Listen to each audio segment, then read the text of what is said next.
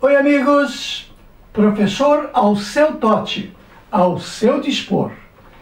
Queremos fazer na aula de hoje um resumão de tudo que nós temos falado no canal, nessas 816 videoaulas. Olha que interessante, a química globalizou tudo o que foi criado pelos químicos, físicos, biólogos. A ciência globalizou o mundo.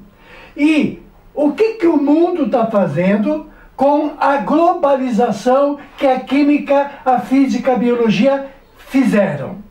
Esta é a nossa interpretação em 3 aulas. Queremos ver a sequência da globalização. Queremos ver, num segundo tempo, a aplicação, a utilização disso pela juventude no Brasil. E queremos analisar o Prêmio Nobel da Paz de 2017, atribuído a quem contesta o uso da globalização nas mãos erradas. São 3 aulas e gostaria que você tivesse a paciência de me acompanhar. Primeiramente, acender o fogo foi a grande descoberta do Homo sapiens. A fazer a sua machadinha, tanto para defesa própria, quanto para, a partir dela, produzir outros objetos, como, por exemplo, a roda. Foi o início de toda esta evolução. E a Bíblia registra no Gênesis um fato muito interessante, que o protagonista foi Noé, aquele da Arca de Noé, que fez com que as uvas se fermentassem e a fermentação produziu etanol, produziu vinho, que o deixou alcoolizado. A descoberta do vinho foi também uma grande etapa da evolução da história humana. Os chineses conheciam o vidro na antiguidade. Vidro, que é um material amorfo resultante da fusão de argila. As tintas e a pólvora, tudo era de conhecimento dos velhos chineses. Já os egípcios utilizavam o ouro e a prata, e os hebreus utilizavam o ferro. Foram os primeiros elementos químicos descobertos e utilizados pelo ser humano.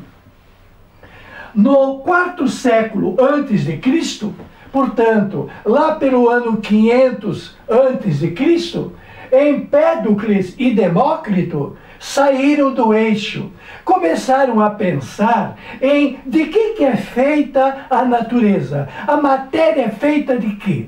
Pois o filósofo Empédocles, junto com Aristóteles, afirmavam que a matéria é feita pelos 4 elementos: ar, fogo, terra e água. Já Demócrito, se pegássemos uma pedra e a dividíssemos ao meio, claro, teríamos 2 meias pedras. Se os pedaços de pedra fossem sucessivamente sendo subdivididos, chegar-se-ia num ponto de tão pequeno que não teria partes. Este ponto pequeníssimo que compõe uma pedra é feito de átomo. O átomo, portanto, é algo que não tem partes e é inteiro e forma a matéria, saindo, portanto, do eixo filosófico ar, fogo, terra e água. A ideia dos elementos persistiu durante a Idade Média, até a Idade Média, a ponto de os alquimistas procurarem a pedra filosofal. Já que a essência da matéria era a mesma para todos, bastaria mudar a aparência. E a mudança da aparência seria feita por uma pedra filosofal. Esta pedra filosofal, claro, transformaria, por exemplo, chumbo em ouro. Não existe. Não existe porque não é apenas a forma externa que é a diferença. A diferença está no interior, na constituição do material. O elixir da longa vida, também procurado pelos alquimistas, seria uma mistura milagrosa que daria imortalidade para o ser humano. Tanto a pedra filosofal quanto o elixir de longa vida provocou a pesquisa, entre aspas, entre os alquimistas. E essa pesquisa levou, por exemplo, à utilização da destilação.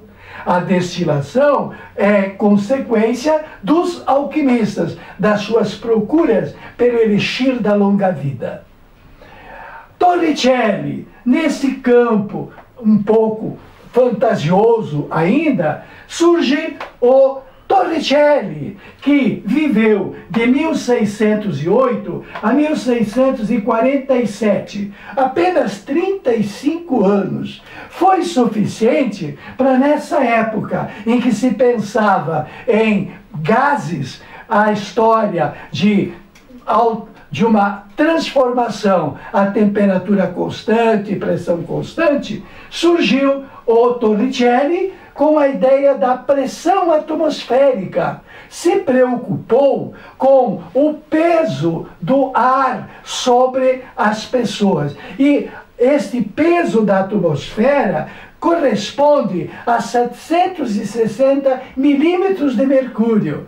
A famosa experiência de Torricelli, que se preocupou com a pressão atmosférica. Uma atmosfera corresponde à pressão de 760 milímetros de mercúrio. Tudo, naturalmente, você pode rever acessando as aulas do canal quimicatote.com.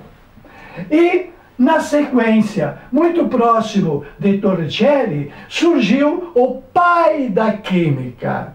A partir desse momento, a química passa a ser estruturada.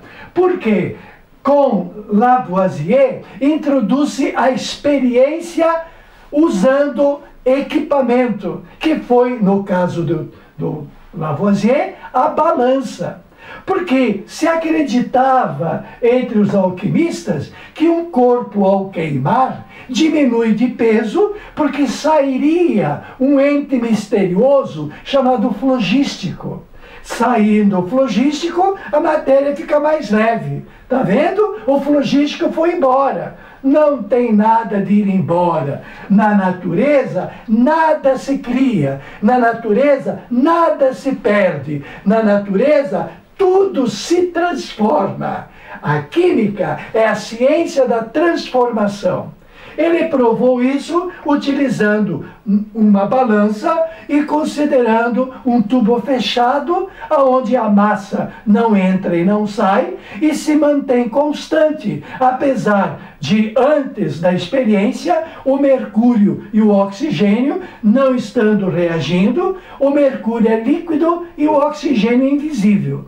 Depois de aquecido, a pedra que se forma é o óxido de mercúrio. Houve a reação, mas o peso não se alterou, porque não houve saída de ninguém e a entrada de ninguém. Então, a conservação da massa foi a primeira experiência que levou à primeira lei, a lei da conservação das massas de Lavoisier. Daí para frente é um festival de pesquisadores que são seres humanos como você e como eu.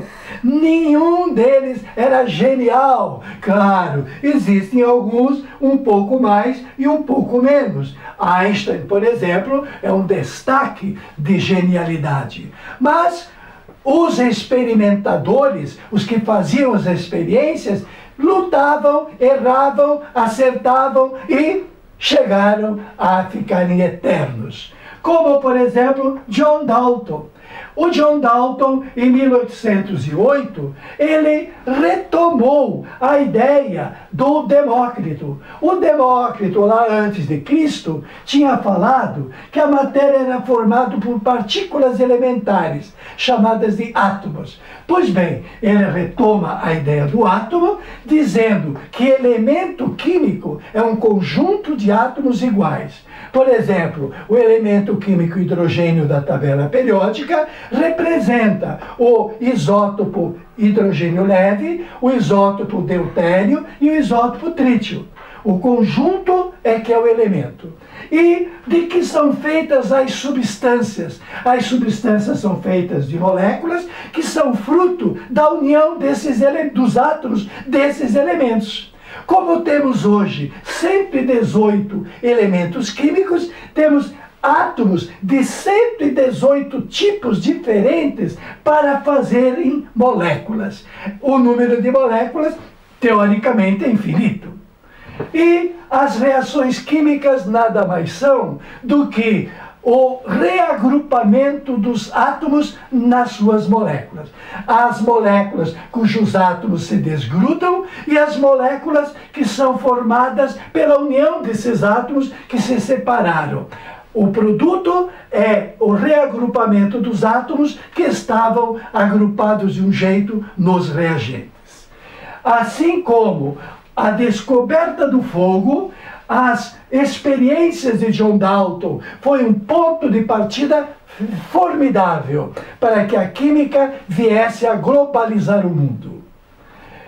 Em 1828, o Friedrich Wöhler, o Wöhler foi aluno do professor Berzelius, a autoridade da época. O Berzelius acreditava, como todos, de que os compostos orgânicos eram derivados de seres vivos, pois o seu aluno Wöhler, através de uma experiência partindo de um sal de amônio, transformado pelo calor, produziu ureia, que era considerada composto orgânico.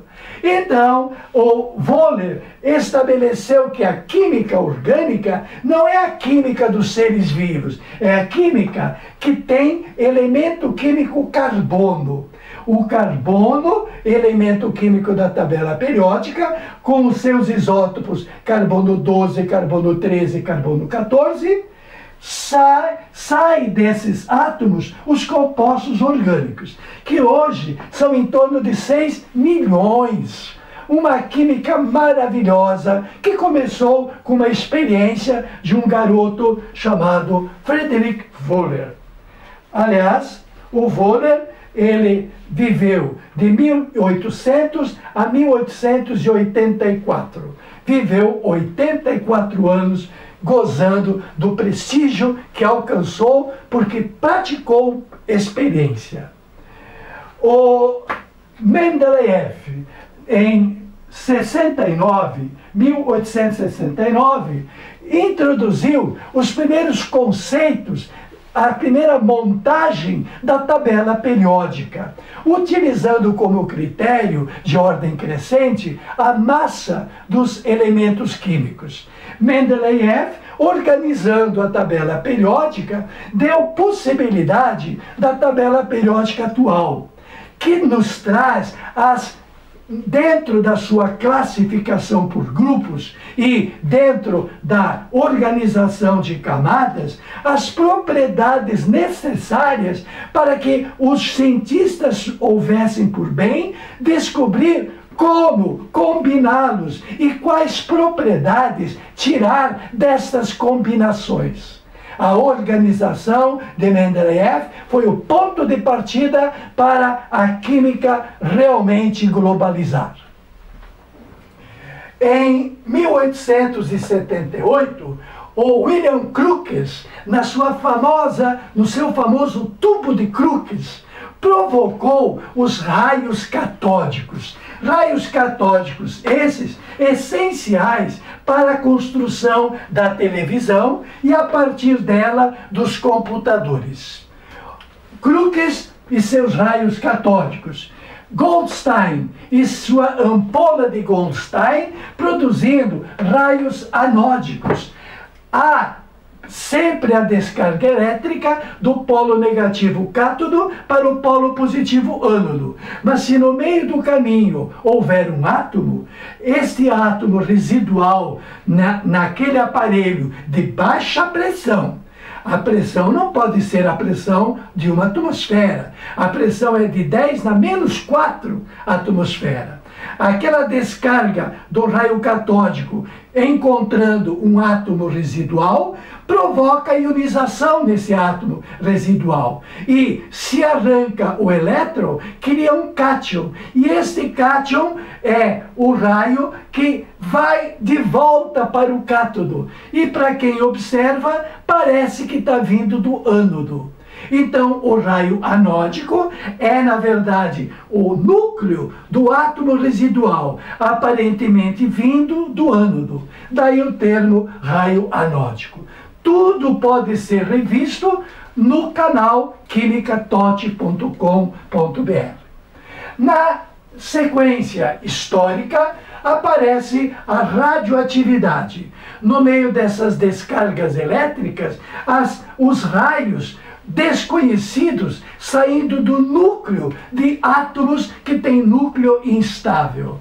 Foi uma descoberta, sem querer, de Becquerel, que estava estudando, na verdade, os raios X, que são raios catódicos que batem no anteparo duro e se transformam em raios X, que vão encontrar você lá na frente e tirar sua radiografia. Muito bem. O Antoine Becquerel, em 1896, apoiadíssimo pelo casal Curie e as leis da radioatividade. Bom, Ernest Rutherford. O Rutherford tem dois méritos violentos. Ele estudou os raios anódicos e é o pai do próton. É atribuída a ele a descoberta do próton. O raio anódico é próton, desde que o gás residual seja o hidrogênio leve. E, além disso, ele determinou que os átomos apresentam um núcleo denso e positivo. Porque ele fez uma experiência que foi o bombardeio de partículas, a partir de partículas alfa positivas, descobertas pelo grupo dos radioativos. A radiação alfa positiva batendo num material, ela é desviada de sua rota, porque o núcleo, sendo positivo, provoca um desvio. Este espalhamento das partículas alfa foi mérito, foi experiência de Rutherford, que faz uma conclusão violentíssima, de que o átomo tem parte sim. Aquela ideia de ser indivisível foi um bom começo, mas não é átomo, seria sintomo, porque ele tem partes. E a parte central, apesar de pequeníssima, ela é densa e positiva. Na sequência, Niels Bohr, entre outros que estão intermediando, nós temos, a partir de Niels Bohr, as experiências que comprovam que a parte externa do átomo, a eletrosfera, é feita de órbitas circulares. A certeza que o átomo ele é em camadas, em órbitas circulares, no pensamento de Bohr, é a fórmula estudada por Max Planck. O Max Planck, em 1818, ganhou o prêmio Nobel porque ele chegou à conclusão que toda energia ela é absorvida e ela é emitida de modo descontínuo, através de quantum. Na sequência histórica, o Albert Einstein recebeu o seu prêmio Nobel, extremamente merecido, pela física, em 1921. Porque ele considera a energia, que para Planck era proporcional à frequência da onda, A energia para ele nada mais é do que uma forma da matéria. E a matéria, uma forma da energia. Múltiplos da velocidade da luz ao quadrado. A ponto dos aceleradores circulares de partículas para a colisão de partículas, que pela aceleração próxima da velocidade da luz produz novas matérias, matérias essas que deram possibilidade da descoberta dos novos elementos químicos e uma reprodução do que seria o Big Bang, que nós já estudamos. Da mesma forma, a fissão nuclear, o rompimento do núcleo do urânio radioativo ou do plutônio, a fusão nuclear, o empacotamento de núcleos de deutério com trítio. Tudo isso são maneiras de se expressar a fórmula de Einstein. Quando a massa se converte em energia, na fissão e na fusão nuclear, nós temos uma energia poderosa, porque apesar de ser pouca massa que se converte em energia, pelo seu múltiplo, velocidade da luz ao quadrado, será sempre extraordinária. E, da mesma forma, se a massa se converte em energia, no início ou nos aceleradores, quando as partículas estão extremamente energéticas, elas se convertem em massa. Há, na colisão, partículas mais pesadas do que as partículas que colidiram. Houve aumento de massa. É a simulação do Big Bang. Naturalmente, tudo se pode rever no canal quimicatote.com. Muito bem. Podemos então agora registrar um fato extremamente promissor, o desvendamento do ácido desoxirribonucleico. O DNA, que traz as nossas marcas hereditárias, por exemplo, as possibilidades da melhoria do DNA provocar um ser humano dentro do pensamento medieval de viver 1000 anos, por exemplo, o DNA foi mapeado molécula, átomo por átomo, por James Watson e Francis Crick. Além de ser uma pesquisa de Linus Pauling, este laboratório, com esses cientistas, ganhou o Prêmio Nobel em 53. Foi uma grande contribuição da química para a globalização da Terra. Muito bom. Vamos então agora nos deter aos detalhes do que nos leva à globalização formidável a partir da televisão, a internet e a pesquisa extremamente facilitada através dos navegadores. A televisão nada mais é do que raios catódicos que vêm do fundo do tubo de imagem e atravessam um campo magnético com bobinas eletromagnetizadas, que provocam, naturalmente, desvios dos raios catódicos e provocam o choque na parte de trás da tela a que nós estamos vendo, na tela de imagem, com material fluorescente, que ao receber os raios catódicos sendo desviados pelo campo magnético que está entre eles, provoca a deflexão, tanto vertical quanto horizontal, dos raios catódicos, formando quadros em intervalos que, para o espectador, está sendo recebido em intervalos determinados, que no nervo óptico, na retina, passa para o cérebro como se fosse instantâneo. Então, os diferentes quadros terão a ideia de movimento. A tela da televisão, a tela do computador, funciona na base das novidades criadas por William Crookes os seus raios catódicos. A química globalizando a Terra.